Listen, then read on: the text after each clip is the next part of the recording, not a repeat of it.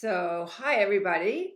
This is Under the Hood. I'm Tina Greenbaum, and I am delighted to have as my guest Nishat. I want to make sure that I pronounce it correctly. Nishat Mehta, right? Correct. Okay. So, welcome.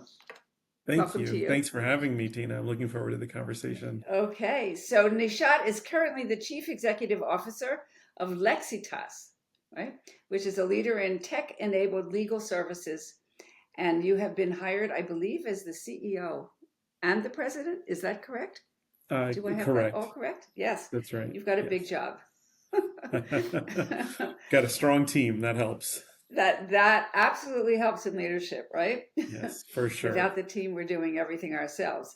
And you have many things that you have done. You worked for Kroger. You were in marketing and business transformation and all kinds of things. So we'll talk a little bit about that. And as I talk to people about this podcast Under the Hood, they say, well, it's not exactly the same one that I've done on other things when I've talked just about my business. But I'm really interested in hearing more about you and how you developed as a leader. And so I always start with this one question. Tell me a little bit about your background, your family of origin, the things that really impacted you because the concept of under the hood is that patterns that are created in childhood impact us as grown-ups, the good, bad, and the otherwise.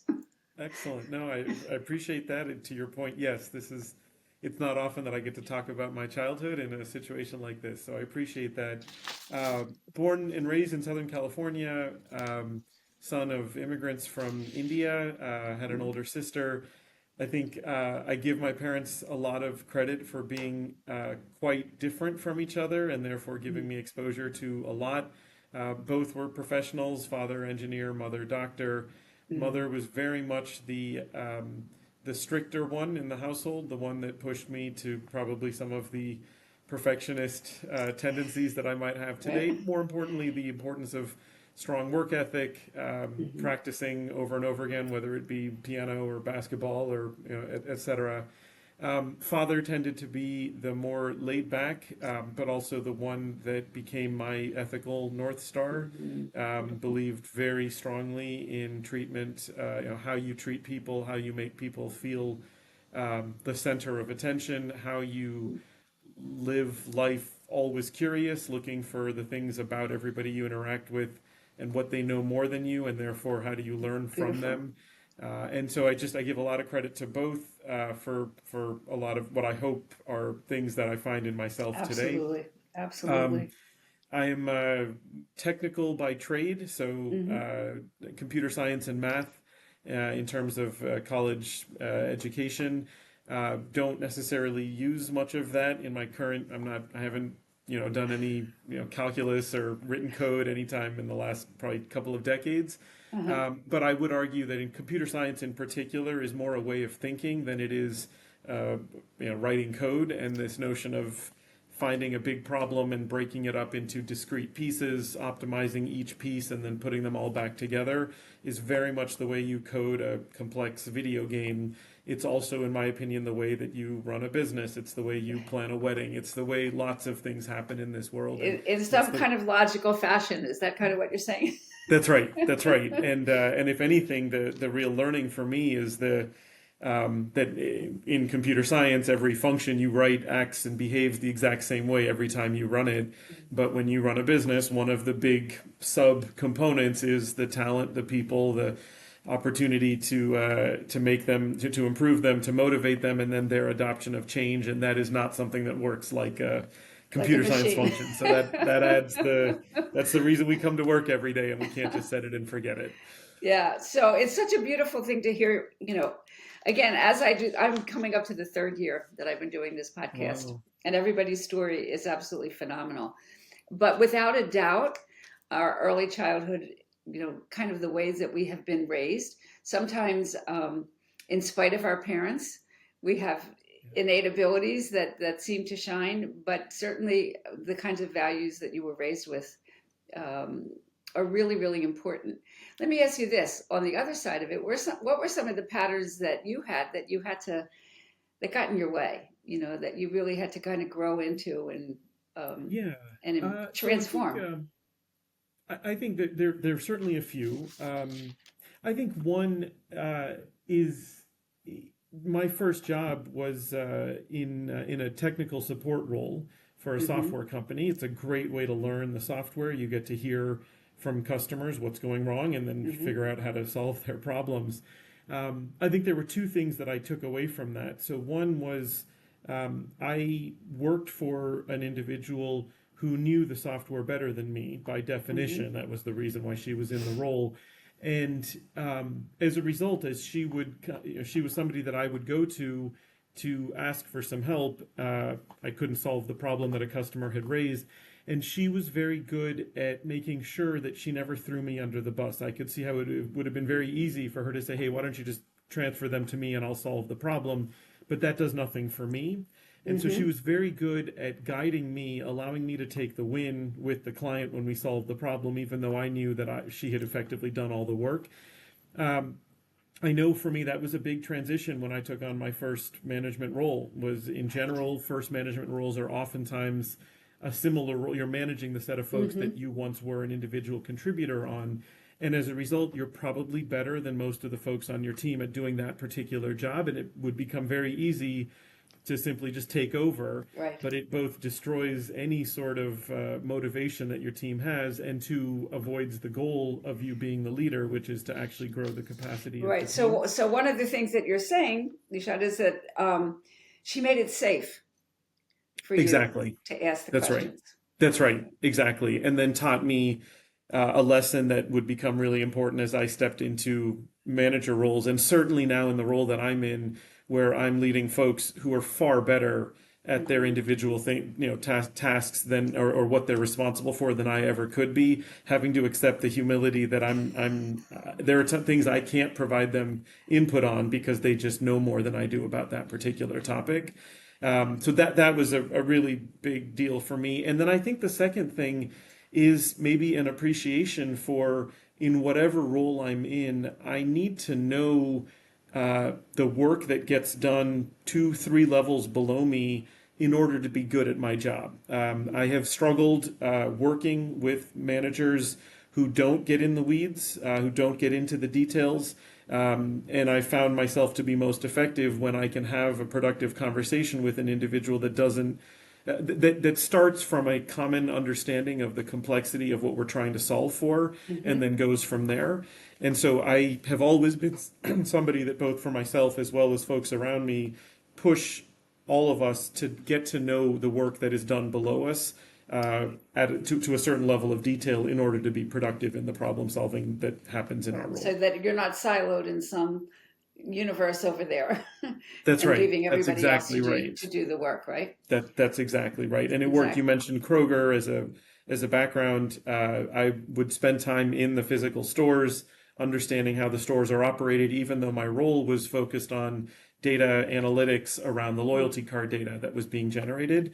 It was helpful to just understand what is the experience that needs to be driven in the store, because at some point, a recommendation that the data tells us that ruins the customer's experience in the store is not a very good recommendation. And you need to be able to appreciate the what it is that our work is attempting to accomplish before we can actually spit out good work. Right. So one of the things that I'm hearing again, Hmm. and I find this as a trend in the leaders that I've interviewed, there's a great level of emotional intelligence, and I appreciate that. That's for others to decide, but I certainly agree that that is an important right. quality. Yes. So again, a lot of times people would ask me things like Tina, how do you know that? It's like I don't know. It's like right in front of me. It seems like the most obvious thing in the world, but I never knew it Yeah. was a gift, honestly. Hmm. And until somebody said to me, not everybody has common sense. I always thought that was so natural. But you also talked about perfectionism. Tell us a little bit about that and how that. Yeah. And that is something I continue to struggle with. There are a joke being we had a board meeting yesterday, and up until kind of hours before the pre-read was due, I was still going into the deck and changing fonts and colors and position of the page number of the slides. And that's clearly not something that is a great use of my time, nor is it the kind of thing that I want to push on other people to do. At some point, is it really going to make the board meeting any more productive?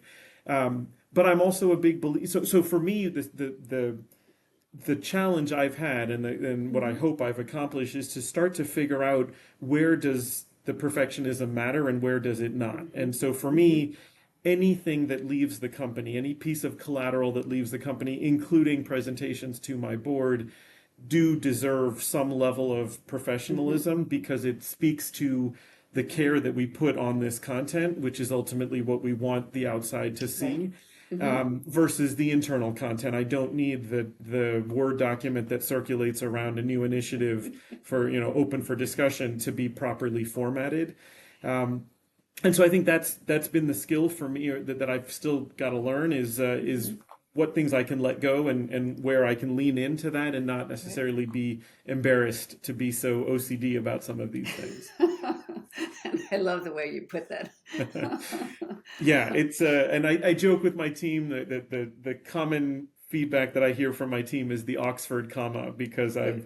I've joked with my team about how much it bothers me and how I Mm-hmm. need to learn to let it go in certain things that where it doesn't matter and at least be So, consistent so, in so, things that what do. has worked for you to be able to let it go, and where do you still struggle with it?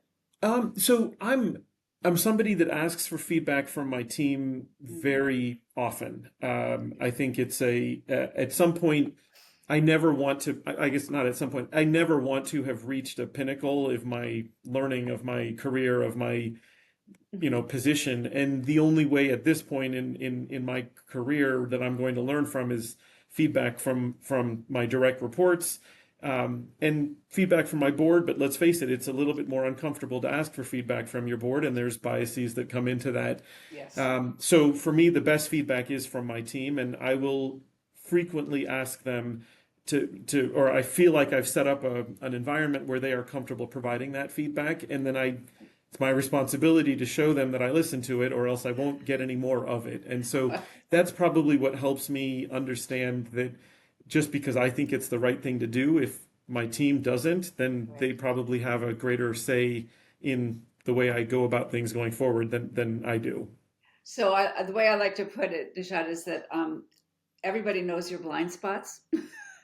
Wouldn't you Except want to for know? Wouldn't you want to know them too? It's a great point. They wouldn't be called blind spots. It's exactly right. There's no way I can get them unless someone else tells them to me. Absolutely Right. right. And then once Yeah. they hit you over the head enough times, right, then you get some internal signal like I may be over the line here. Yes, You know, exactly. I may Exactly. be into that old pattern that I don't really want to, keep doing. That So, that's exactly right. I think human nature is kind of fun. We- 100%. Yes. and what I'm also enjoying is your humility because as leaders, one of the things that I do know, it can be very lonely. Mhm. And because you have a certain persona that you need to be able to manage so that people can come to you and trust you and feel like he's got my back, Yeah. or I don't have to worry about this. Talk Yeah. to I mean, us about that a little bit. I, I appreciate the comment. It's certainly, again, going back to kind of first principles. It's a quality that I think my father had in him, and something that I sort of want to honor him by. But I think the challenge with humility is oftentimes that it can be confused with apologies. And I don't think that's the right form of humility. I think humility works best when it's a combination or a blend of confidence and humility. There are things that I know very well, and I probably won't be as humble on those. I will ask you to do things the way I want them done Mm-hmm. because I have some reason to believe I know You better than know, you. that's But I right. think it's important to recognize that in any interaction with a direct report of mine, with an individual contributor, if I'm having an interaction with them, there is typically a reason for it. There is the reason why the two of us are in the same conversation. And Mm-hmm. oftentimes my role is one of allocator of capital, of resource. And as a result, everyone else in the room is typically there because they're an expert at something. Mm-hmm. And I think it's important to appreciate that I'll be the confident one when it comes to how we make decisions on where to allocate capital. But in terms of the making the case for why we should allocate capital to your idea. You are the expert, and I need to play the role of the humble learner in that conversation. And so the balance of the two is, I think, not only one, what makes the conversation more productive, but two, it allows people who have every reason to not be humble in terms of they've achieved a lot in their career and they've accomplished a lot, and they've oftentimes been the one that others look up to and ask for answers. It's a way to allow you to still be humble and still kind of operate in a Yes. manner where your brain tells you that you don't need to be. Yes, that's a beautiful way of putting it because again, knowing what your strengths are, what your weaknesses are, I think is just again an idea of personal growth is really important, and and Yeah, and knowing yourself is really important, and knowing agree. when that little bell starts ringing, it's like I'm over the line. Yeah, I'm just exactly. I'm just over the line, And then I right? think I've also been on the other side of engaging with folks who have no humility, and that's not fun for me. And so No, why would I cause or put that on somebody else? right. Well, they do say that people don't leave companies; they leave their managers, Yeah, very true. and they leave the Very people true. that really kind of are on top And of the it. And opposite of that, right? People stick with absolutely, people more than they stick with absolutely, companies. absolutely. So one of my favorite questions is that we learn the most from something that doesn't necessarily look like it's working really well. Can you tell Yeah. us like one good story of something where you really it was a great learning experience for you and you weren't sure that it was going to come out the way you wanted it, but it did turn out in some way. Yeah. I mean, a lot to choose from. I think, I think probably I might go to the first time I was given an opportunity to kind of build a business inside of the larger business. So Hmm. timing is 2006. I had taken a role inside of the company to build out a new customer segment for us. So we're a software company that would sell to businesses. Hmm. And I was starting up a business that would sell to other software companies Okay. to white label our services and offer, Hmm. it was a business intelligence piece of software. So they could offer analytics and reporting inside of their ERP system or their CRM system or whatever it Right. was as an add-on module. And the reason I stepped into the role was because I was based on the West Coast. I covered a lot of the software companies that were clients of ours in the Bay Area and began to recognize that, hey, we're treating them like a direct client when in fact pricing doesn't make sense. They're not using it for their internal purposes. They're using it to try to figure out how to then resell it to users on of their Hmm. clients that are using it. And we should build out a national policy for this. And I think I stepped into that role thinking I'm the only person in the company that has ever done this before. And as a result, everybody needs to listen to me about the way to do things. And similarly, we're doing something so completely different. The old way didn't really work for this set of clients. And so we got to change everything. And I think for me, I probably spent the first 2 years in the role, maybe maybe a $0 to $3 million business in the first 2 years, and then we got to 22 million in the next 2 years after that. And so the Hmm. question is what happened in the first 2 years versus the Right. second 2 years, and a lot of it was this recognition that the entire world didn't need to be rebuilt, or rather, if it did, it wasn't going to happen with the amount of resource that I had, and I hadn't yet built a business to justify any more resource than I had. And so it was a recognition of how do I use existing marketing, existing training, existing consulting resources, existing finance and legal resources, as opposed to trying to convince everybody that I need a brand new set of Right. folks who think very differently. And then starting to, again, going back to maybe what I said earlier, appreciating that you bring expertise to the table in terms of a broad understanding of how to write a contract. Let me tweak the 5% of the contract that is truly unique for my Hmm. group rather than the 95% that's actually consistent across the groups. So I think the broader learning is that truly revolutionary ideas don't oftentimes mean that you need to throw out everything that came before Yes. you, but in fact, and I think there was a paper that I had written, sorry, that I had read from Isaac Asimov, where his Hmm. argument was a true brainstorm is not brand new ideas, it's the connection between two existing ideas that have not previously been connected.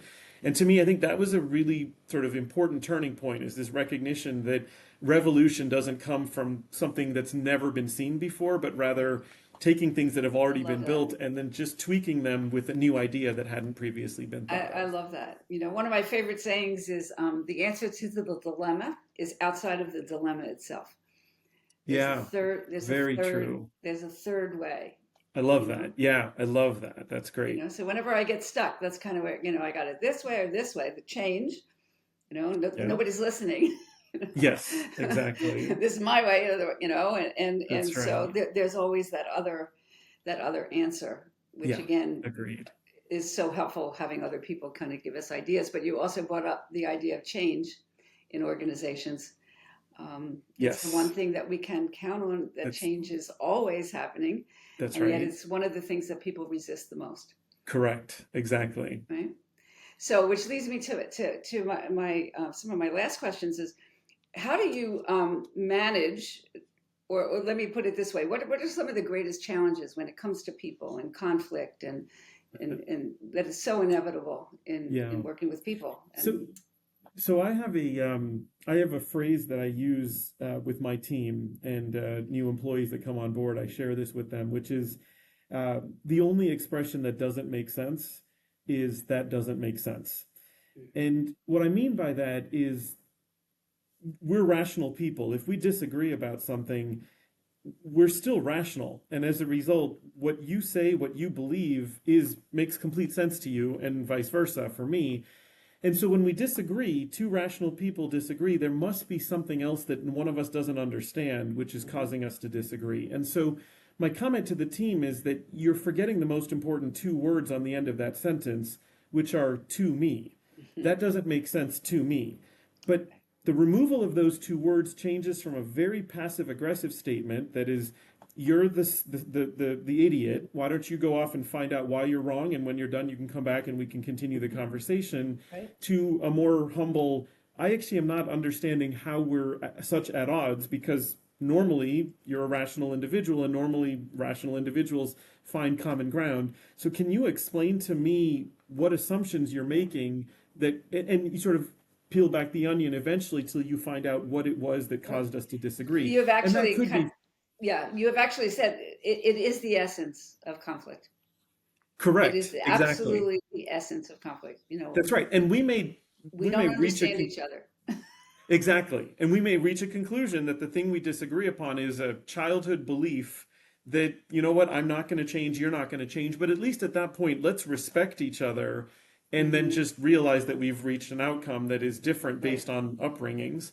But more often than not in the workplace, that doesn't happen. More often than not in the workplace, what we're dealing with is, oh, I didn't actually realize that the cost Hmm. of this approach was so much more expensive than this other one, or that our resources are so limited that we can't even consider this, or that you were prioritizing quality and I'm prioritizing, I don't know, volume or scale, or right. Hmm. And as you begin to figure those things out, it invites everyone to feel heard and then Right. ultimately start to become part of the solution rather than feeling like they've been ignored and are basically being forced to Right. get on board with an idea that they never really believed in the first place.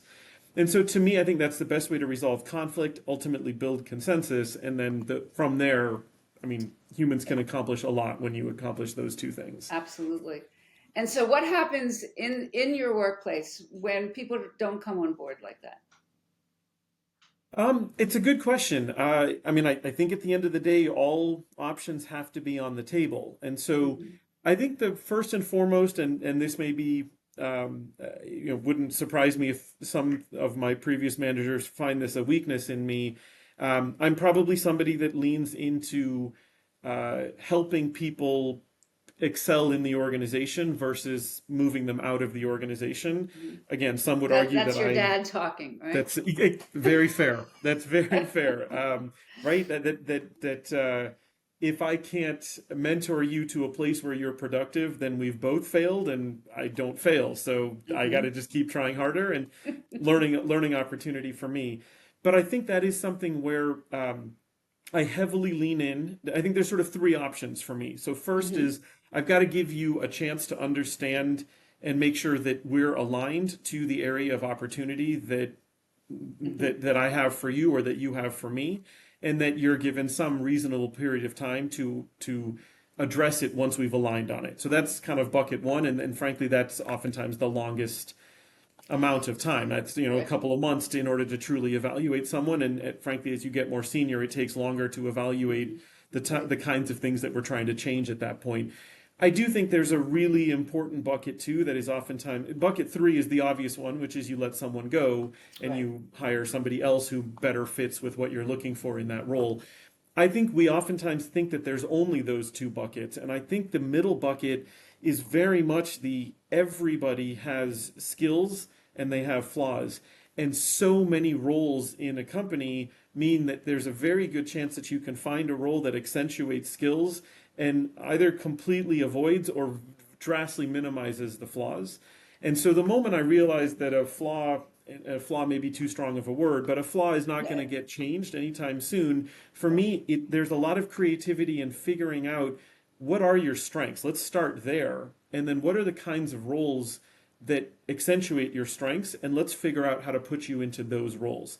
And I think I found that to work really well. Now, it's not the Right. solution to You know everything. what? For me, that's common sense. Yeah, that's very fair.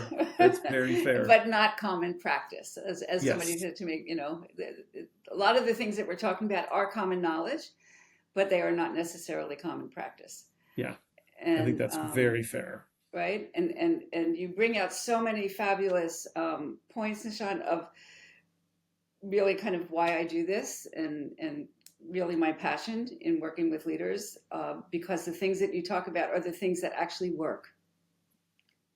They I work. hope so. Well, Certainly, they do. yeah. They do with Yeah. people. When you understand people, and people are not the same, and we all have different brains, and we all have different things that we excel at and things that we don't.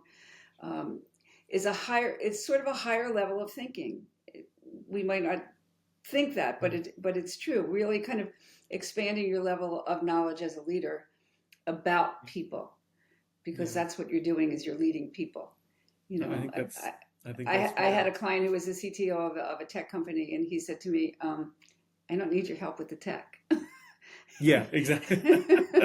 Exactly. Exactly. He was a new CTO, and he loved his CEO, but he was also very, kind of would get intimidated by him, Yeah.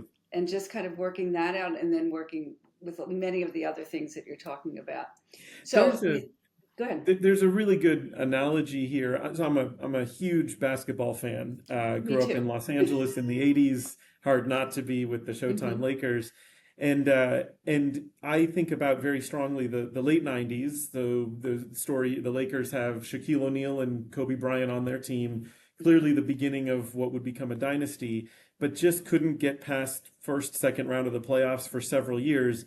They bring in a new coach, Phil Jackson, and they go on to win three straight championships, whenever they were.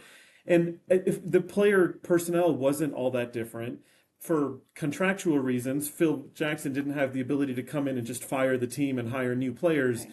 What he did was take his existing group of folks and make them significantly better than they were as the individuals that had played for the prior coach. And I mean, I was in my early 20s when all that was happening, and it was really eye-opening to see just Yes. how much of a difference a leader can make when they figure out how to accentuate everybody's positives and hide the weaknesses. Yes. It was incredible to see such a change with Yes. little to no real personnel, Yeah. Well, modifications. I'm a big fan of sports psychology, and Yeah, and yeah, I have lots of books of Jack Michael Jordan, and how he handled meditation, and that's all the right. other wonderful things that Phil Jackson actually brought in. That's right. So Exactly. we could talk lots more. Yeah. Um, and I so appreciate your perspective and your education, beyond your technical education, because I have